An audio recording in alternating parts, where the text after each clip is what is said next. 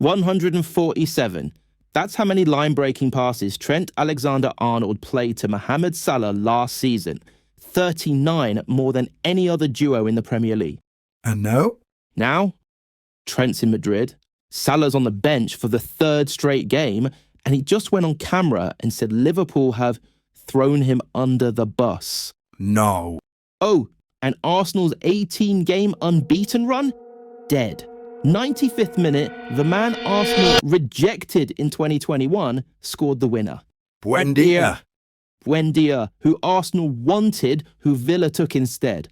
Poetry doesn't get darker than that. Match week 15. Everything just broke. We're starting with Liverpool, because what happened this weekend, this might be the beginning of the end for Mo Salah at Anfield. That's a big statement. Let me give you the data first, then the quotes, then you tell me if I'm wrong. Go. Last season, Trent Alexander-Arnold and Mohamed Salah, the most lethal right-side combination in Premier League history. 147 line-breaking passes from Trent to Salah. Put that number on screen. 147. That's insane.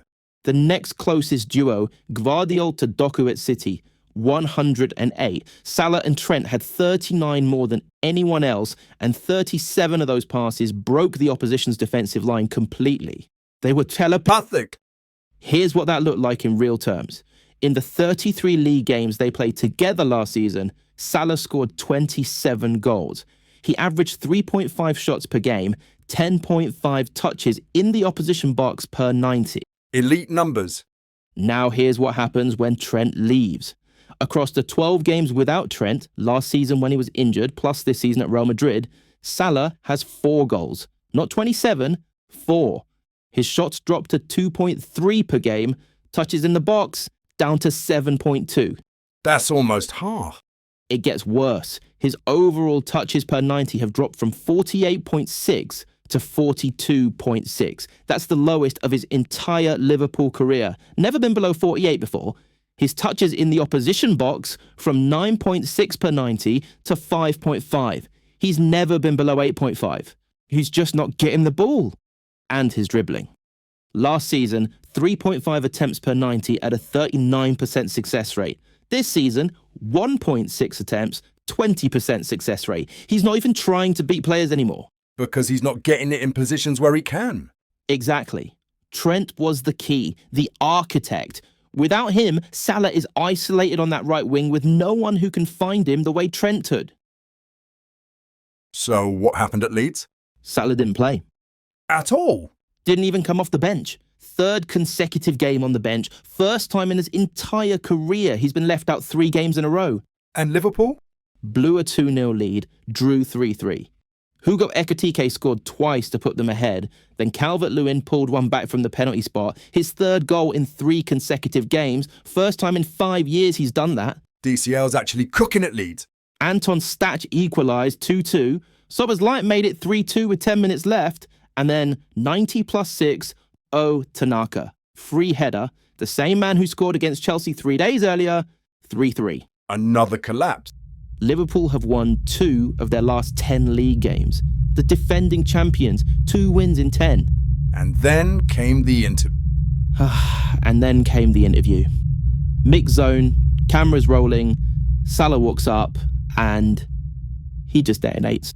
What did he say? Quote, "I can't believe it.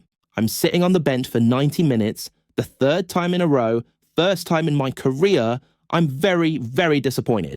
Okay. I have done so much for this club down the years, and especially last season. Now I'm sitting on the bench, and I don't know why." That's pointed. It gets worse. It seems like the club has thrown me under the bus. That is how I am feeling. Someone wanted me to get all of the blame. Thrown under the bus. I got a lot of promises in the summer, and so far I'm on the bench for 3 games. They didn't keep the promise. What promises? He didn't say. But remember, Salah signed a 2-year extension in April. Liverpool were champions. He was player of the year. 29 goals, 18 assists, everything was perfect. And now he's saying they lied to him. He said there's no relationship with Arne Slot. Direct quote. No relationship with his own manager. And then here's the part that made everyone's jaw drop. He said he told his family to come to the Brighton game next Saturday. Why? Quote, "I told my family, come to the Brighton game. I don't know if I'm going to play, but I'm going to enjoy it. In my head, it might be my Anfield goodbye." His goodbye? He leaves for AFCON on December 15th. Egypt at the Africa Cup of Nations. Brighton on Saturday could genuinely be his last Liverpool appearance before the tournament, and based on this interview, maybe ever. This is Ronaldo at United all over again. Multiple pundits made that exact comparison. Stan Collymore said Salah believes he has untouchable status like Messi and Ronaldo. James Pearce at The Athletic said his frustration is understandable, but that doesn't excuse going nuclear. What does Slot say? Cold. He said, "It's never an easy decision because we know what a great player he is. It's up to me to pick the team I think we need today." That's basically, I'm the manager, deal with it.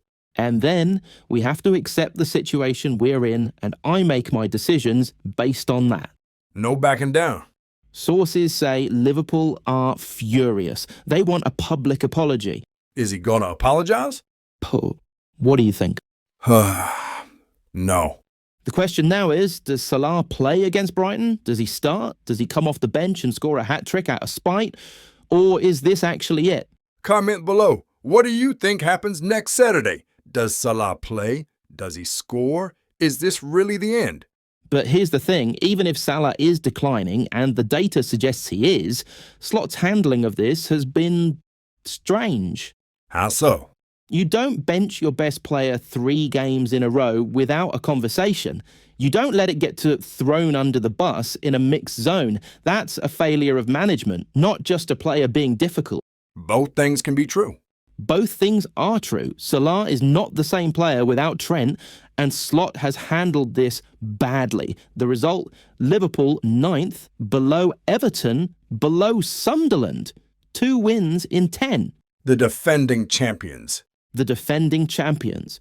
But that's not even the only crisis this weekend, because while Liverpool were imploding at Eland's Road, Arsenal's 18-game unbeaten run was dying at Villa Park in the 95th minute. And the man who killed it?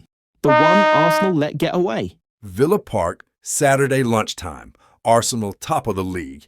18 games unbeaten. No Saliba, no Gabriel, Hincapie and Timber starting at centre-back, but Arsenal have been grinding results all season, right? The Arteta way. And Villa, meanwhile, are on fire. 8 wins from their last 9, the best run of form since, and I need you to really hear this, December 1919. Over 100 years. And Unai Emery at home against his old club, he doesn't like to lose to the Arsenal. The narrative was already written. 36th minute, Pau Torres' cross takes a nick off Timber, Matty Cash is unmarked at the back post, half volley, lashes it, 1-0 Villa. A fullback scoring against Arsenal. Again.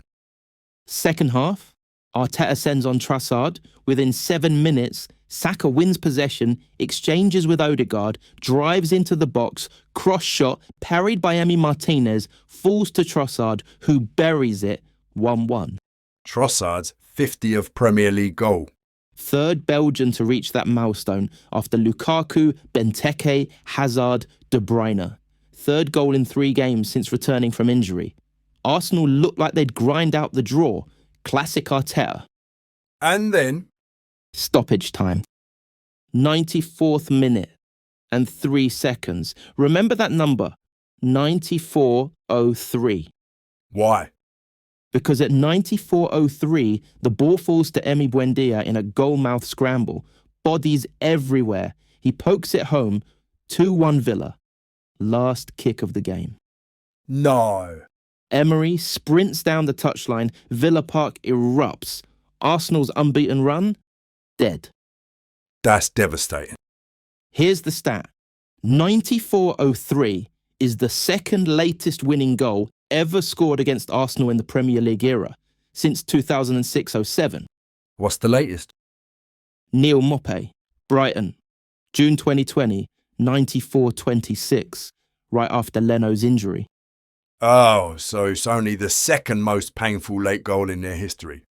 Cool. And here's the Buendia connection. Arsenal wanted him in 2021. They were tracking him at Norwich, Championship Player of the Year, 15 goals, 16 assists. Arsenal made a £30 million bid. What happened? Villa bid 33 million. Buendia chose Villa. Arsenal walked away. And now he's scoring 95th minute winners against. Football poetry. Dark, dark poetry. But there's a bigger pattern here, right? There is, and Arsenal fans are not going to like this. Go on. Since 2006, Arsenal have topped the Premier League in December 9 times. Comment below, how many times do you think they've gone on to win the title? I'm going to guess 2? 0. 0. 2708, top in December, finished third. 2010-11, top for 1 week, finished fourth. 2013-14, 7 points clear in December, finished fourth. 2015-16, top at Christmas, finished second behind Leicester. Leicester. 2022-23, 5 points clear, City overtook them. 2023-24, bottled it in April. Every single time. The December curse. It's not a curse, it's a pattern. And the question is, has Arteta broken it, or is this the start of another collapse? After Saturday, I don't know. Villa are unbeaten in all 3 home games against the league leaders under Emery. Both wins against Arsenal. Villa Park is a bogey ground. Arteta said afterwards, we have to go again. That's football. Sometimes you can't control everything. He looks shattered. He did. Wolves at home next, then Everton away. They need to respond. And Emery? Asked about the title, said Villa will deny they can win it, but with 30 points, 3 back from the top, 9 wins in 10. Villa, in the title race, December 2025. The algorithm didn't see that coming, but you know who did see an opportunity this weekend? See? City. And they took it with extreme prejudice, plus a rabona. Etihad Stadium, City knew the situation. Arsenal had just lost. The gap could be cut from 5 points to 2. And Sunderland had been the great equalisers, unbeaten against the top 8 all season. Everyone expected a battle. City delivered a clinic. How clinical? 31st minute, ball falls to Ruben Dias, 25 yards out. He just rifles it. A centre-back from 25 yards. Top corner, slight deflection of Ballard, wrong foot's Rolfs, 1-0. Dias scoring goals now. Great. 4 minutes later, Foden whips in a corner, Gvardiol, another centre-back, rises highest, header, 2-0. 2 centre-back goals in 4 minutes. Combined XG for both goals, 0.20. 0.2. That's clinical beyond belief. And then the Cherki moment. The Cherki moment. Describe it, please. 65th minute, Rayon Cherki picks up the ball on the right, skips past Triham, gets to the byline, looks up at the box, and delivers a rabona cross. A rabona cross. Perfectly weighted, Foden 6 yards out, headers it in, off the crossbar, 3-0. That is disrespectful. Guardiola's reaction afterwards was perfect. He said, Ryan is an exceptional player, but I want simplicity from him. This time, I accept the complexity. Okay, the rabona was good, but only this time. Cherki topped every creative stat in the league this weekend. Most assists, most chances created from open play, most dribbles completed, most successful passes in the final third, most touches in the opposition box. All in one game. All in one game. Neither Kevin De Bruyne nor David Silva ever created 6 chances and completed 5 dribbles in the same match for City. Cherki's different.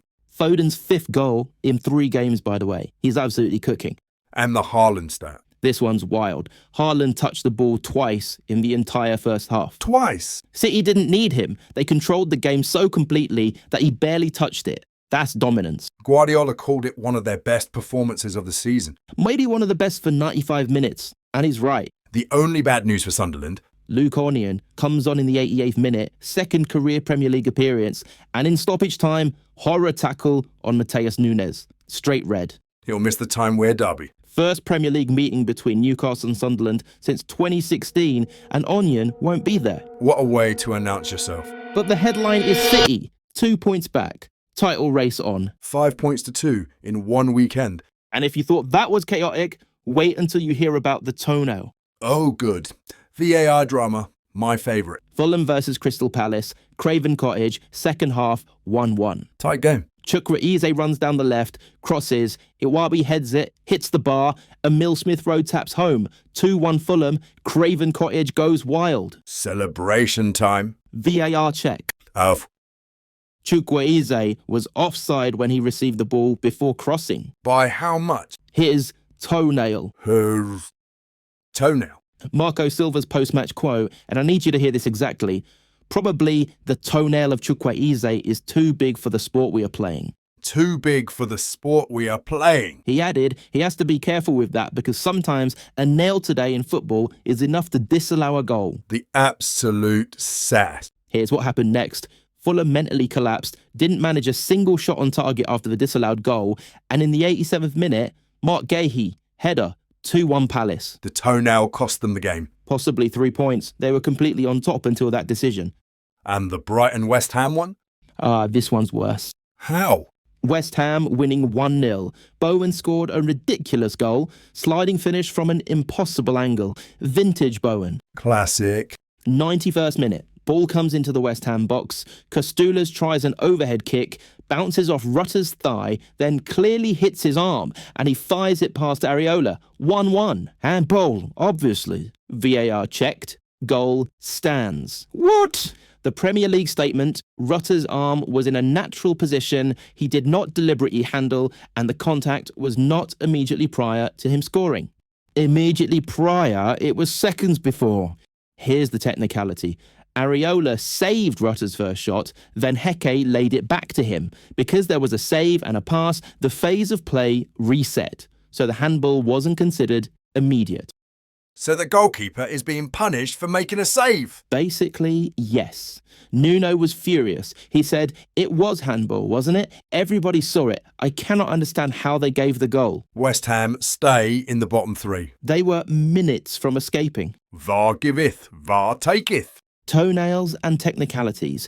The beautiful game in 2025. Quick run through the other results, fast.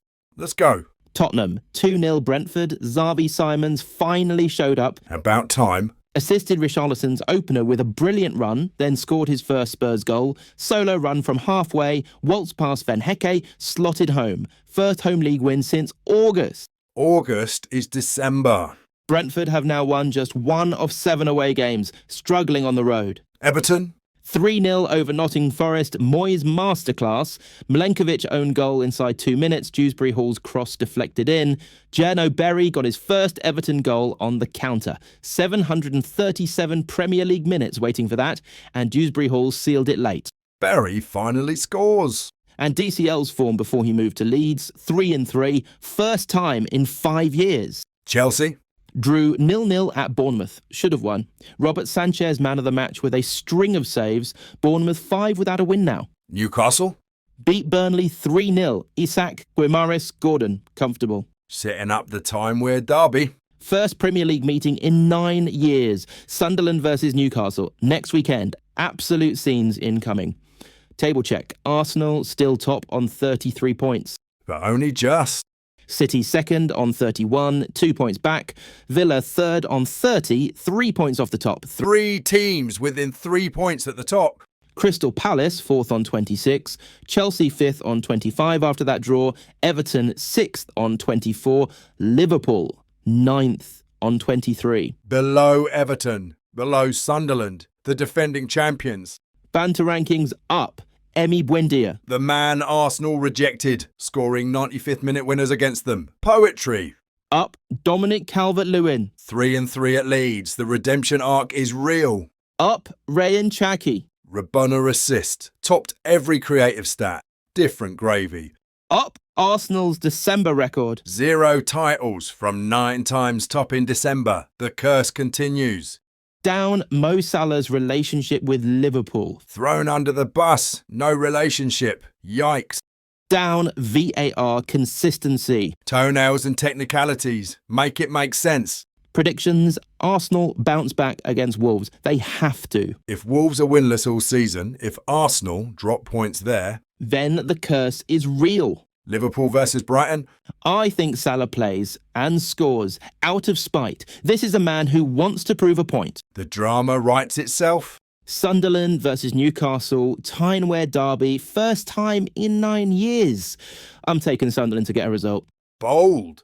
They've got 8 players leaving for AFTON though. True, fatigue could be real, but the atmosphere, the Stadium of Light, that's worth something. Subscribe so you don't miss our breakdown next week. The Tyne-Wear Derby episode is going to be special. That's the Neural Net, episode 3. What a week. Liverpool in crisis, Arsenal's curse strikes again, City breathing down their necks. And somewhere in all that chaos, Crystal Palace are 4th and a toenail decided a football match. 147 passes. That's the number that explains everything about Liverpool right now.